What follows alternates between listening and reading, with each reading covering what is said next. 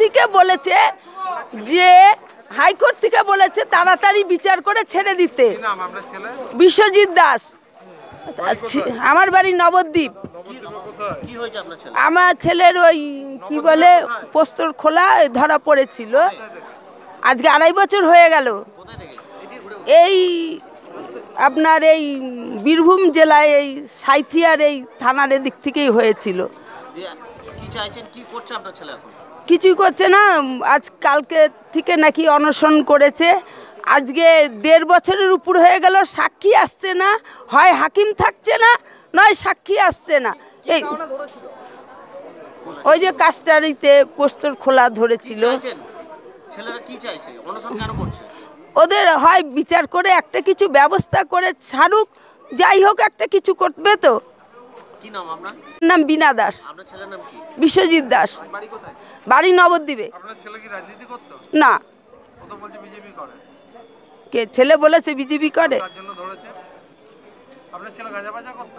না না, আমার ছেলে পুলিশ ওই চা নিয়ে আসছিল, তার মধ্যে অন্য লোক দুষ্কৃতীরা গাঁজা না ওই পোস্তর খোলা গাড়িতে ছিল।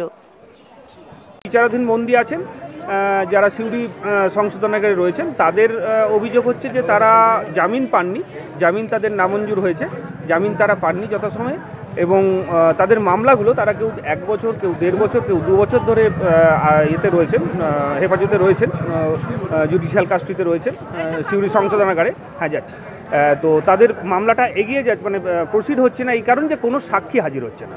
তো সেই কারণে গতকাল থেকে তারা অনশনে বসেছেন।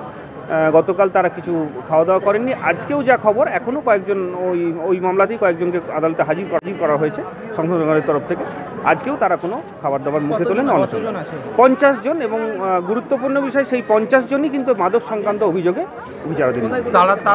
তারা বীরভূম জেলার আছে, বীরভূম জেলার বাইরেরও কিছু বাসিন্দা রয়েছেন, তারা কিন্তু সবাই বীরভূম জেলার বিভিন্ন থানার বিভিন্ন মোকদ্দমায় আটক। তারা দাবি করছে যে তারা একটি রাজনৈতিক দলের সদস্য, তাই তাদের ইচ্ছাকৃতভাবে রাখা হয়েছে। এরকম কোনো রাজনৈতিক দলের সদস্য এরকম কিছু অভিযোগ আমার কাছে এখনও কেউ বলেনি, কিন্তু তাদের ইয়ে হচ্ছে কেউ হ্যাঁ মামলাতে কেউ বলেছে যে আমাদেরকে মিথ্যাভাবে রাজনৈতিক উদ্দেশ্যে আটকানো হয়েছে, সেটা কি আছে।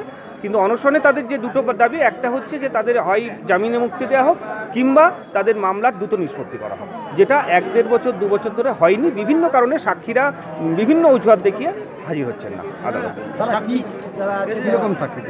তারা ম্যাক্সিমামই পুলিশ সাক্ষী, যারা ওই মামলায় গুরুত্বপূর্ণ পুলিশ সাক্ষী, তারা তাদের নলেজে আছে যে এই মামলায় আসামি জামিন পায়নি, এই মামলায় আসামি কাস্টডিতে আছে, তবুও কিন্তু বিভিন্ন অজুহাতে, পুলিশের কাজই তো আইন শৃঙ্খলা রক্ষা করা, কিন্তু প্রত্যেক দিন তারা যে আদালতে না আসার কারণ হিসাবে দেখান, তারা আইন শৃঙ্খলা রক্ষার কাজে ব্যস্ত। ল অ্যান্ড অর্ডার ডিউটি পুলিশের কোনো স্পেশাল ডিউটি নয়, এটা হচ্ছে জেনারেল ডিউটি।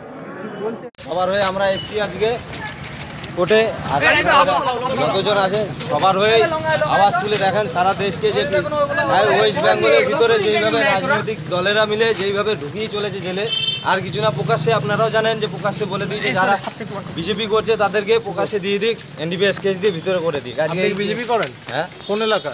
আমাদের ওখানকার নদিয়া। আপনার বাড়ি নদিয়া? নবদ্বীপে। Only for NDPS case.